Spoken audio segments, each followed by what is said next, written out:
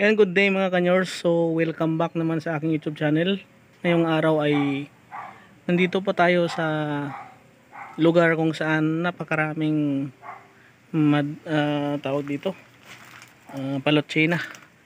Ito yung palotsina ay ginagamit namin nung kabataan pa namin na panggamot sa skin diseases, just like yung tinatawag sa amin, yung puti-puti, yung alap-up, buni at mga rashes. Ito ay natural skin skin cure or gamot. Kalimutan ko sa English. Ito ay tinatawag din sa Tagalog na Acapulco. Ang puno po nito ay isa sa pinakamagandang uri ng kahoy pagdating sa design. Yung parang ang ganda ng stripes niya. Pero ito ay dito napansin ko napakarami dito halos dito na part.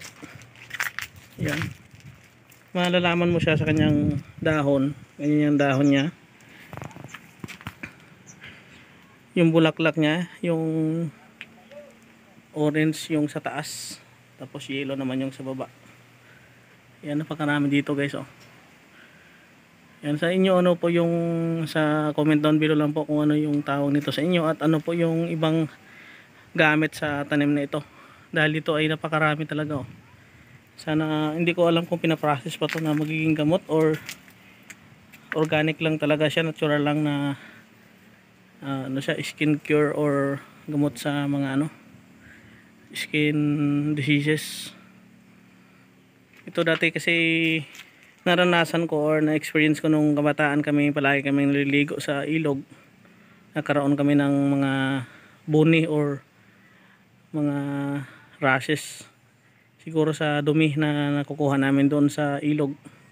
Kaya ito yung tinuturo sa amin ng aming magulang at ninuno na ang tamang po nito, paggamot ay diktikin mo muna. Kuha ka ng mga 7 or 10 dahon, dikdikin mo at saka ipahid mo dun.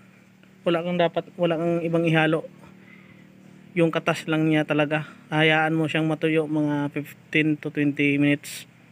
Makita mo siya na medyo tuyo na siya, pwede mo na siyang banlawan ng tubig kasi medyo medyo masakit, medyo mahapde yung dahon nito. Ang dahon, mas maganda yung dahon na gamitin natin sa paggamot. Ito yung mga dahon na matanda na, kasi pag ganito yung dito sa taas, ito mga ganito, pag bata pa ng mga dahon ay yan, parang hindi siya mabisa kasi kunti yung katas.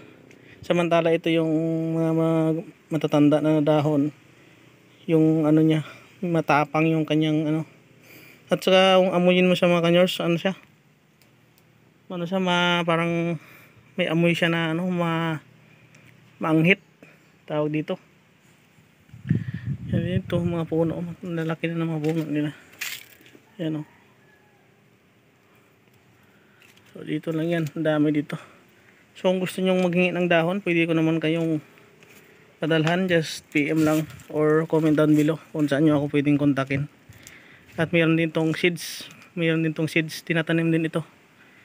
So yung pinipicture ko sa aking channel ay yung mga halamang gamot na minsan na natin makikita sa ating mga kagubatan or sa ating paligid ng bahay. Pero ito ay talagang mabisa based on my experience, kasi nung kabataan, siyempre sabi nga ng matatanda, pag may yung teenager o yung parang teenage na kabataan ay nagkakaroon ng mga yung alap-up, yung puti-puti. Sabi nila pag gano'n na yun, nag-start na yun sa pagbibinata or pagdadalaga. So ito yung tinuro sa amin. So mabisa naman, siguro mga 2 beses o sa isang linggo, 3 beses lang kami maglagay. Umaga or before matulog sa gabi ang paglagay. Dapat nakahilamos na, nakapaglinis na ng mukha or saan na part na lagyan yung gagamutin natin. Sabunan muna natin or pwede maligamdam ng tubig at ipahid ang katas ng ito.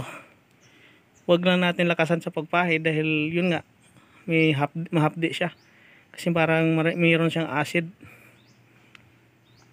So yun. So yan na muna mga kanyors. So sana nakatulong ako sa inyo sa pagbigay ng impormasyon patungkol sa tanim na palutsina. Maraming salamat and see you on my next vlog. Please don't forget to subscribe, like, comment and share. And hit na notification bell all para updated kayo sa aking mga bagong videos. Thank you so much. God bless. And yours.